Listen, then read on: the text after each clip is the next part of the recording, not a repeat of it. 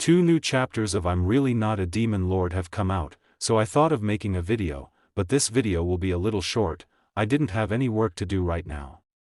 So this part begins. And Fang Cheng tells the lone wolf, it turned out to be the blue demon. I know, it was on the TV news. It's also known as the Demon Lord. And Longhua is secretly listening to both of them. And wondering, how did Fang Cheng get involved with the people from the Demon Hunting Union? And the lone wolf says, judging by the timing, you and that Demon Lord must have met. So, can you tell me what happened? And Fang Cheng says, yes, we did meet. He came there after I saved that girl. I was seriously injured then. It fought with the demon blade while I watched from the shadows. And the lone wolf asks Fang Cheng, where did it go after killing the demon blade? So Fang Cheng says, after the fight, the demon lord left the scene and disappeared. And lone wolf doubts Fang Cheng's words and says, but I've checked a lot of cameras. No trace of the demon lord was there at all. There's only one answer. The demon lord did not leave the scene at that time. Instead, he merged with you. And lone wolf captures Fang Cheng using his summoning ability. And Fang Cheng thinks, it's so close to A-class strength, it's impossible to break free. And then Long arrives at that place, and seeing her coming forward, the lone wolf attacks her too. And it says, no one is authorized to interfere with the officials of the Demon Hunting Union. And Long sees the power of the lone wolf and thinks, damn it. There's a huge strength gap. And Fang Cheng says to the lone wolf, I'm not the demon lord, believe me. But lone wolf doesn't agree with him and says, with many clues connected in series, it is difficult not to make people doubt your identity. If you really want to prove your innocence, just accept the test obediently. And lone wolf uses his powers to check whether Fang Cheng has any demonic aura inside him. And seeing this, Fang Cheng thinks, if the secret of my demon transformation leaks out, am I going to die here today? But the lone wolf does not feel any demonic aura from Fang Cheng and he thinks that's strange. It's not what I predicted. There's not even a trace of demonic energy in this kid's body, only the energy of a normal hunter. And the lone wolf says to Fang Cheng, it seems that I misjudged this time. You're free. And leaves Fang Cheng and starts leaving from there, but Longhua stops him and says, is this Cyclops just going to leave after bullying us? But Fang Cheng says, Longhua, let it go. And the lone wolf says while leaving, I'll remember you, kid, I'll see you next time. But Fang Cheng tells him, I hope I never see you again.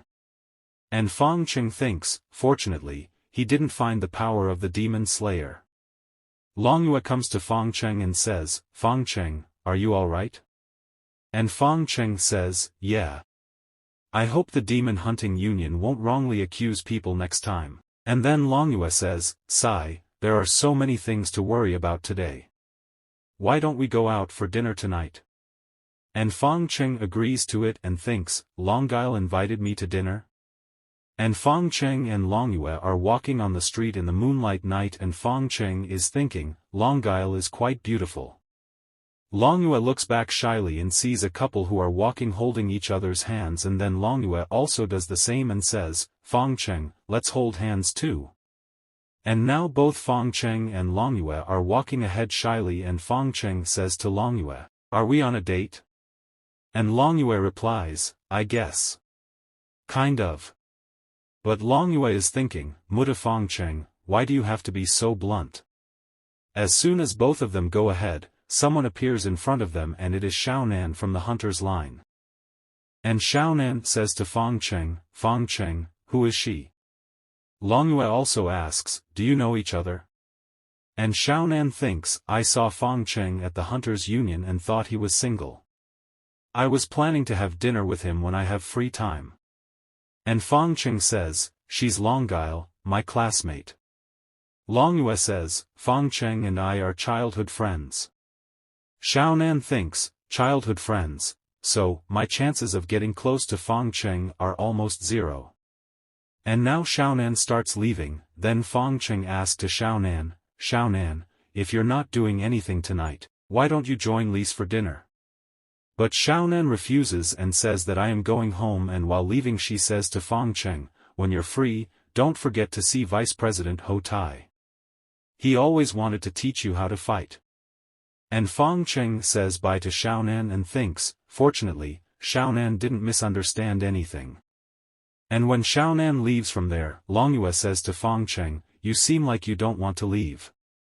And Fang Cheng laughs and says, no way, we still need to have dinner. Let's go, there's a tasty barbecue restaurant nearby. And Longyue says, I'm a little too energetic during the day. So Fang Cheng says, I'll carry you then. How can this be so embarrassing? And Longyue says, why don't we just do this dash? Fang Cheng says, I said carry, not ride. And Longyue says, well, it's the same thing anyway. Didn't you always let me ride when we were little? When we were little. And now Fang Cheng remembers about his childhood, when he went to school. And once his foot slips and both of them fall on the path and Longyue starts crying, Fang Cheng says to her, Longyue, don't cry.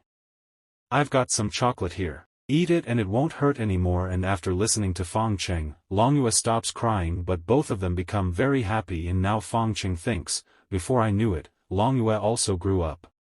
Now Fang Cheng picks up Longyue and starts running, and after some time we see, Fang Cheng has eaten more barbecue and says, the barbecue at this restaurant is really good.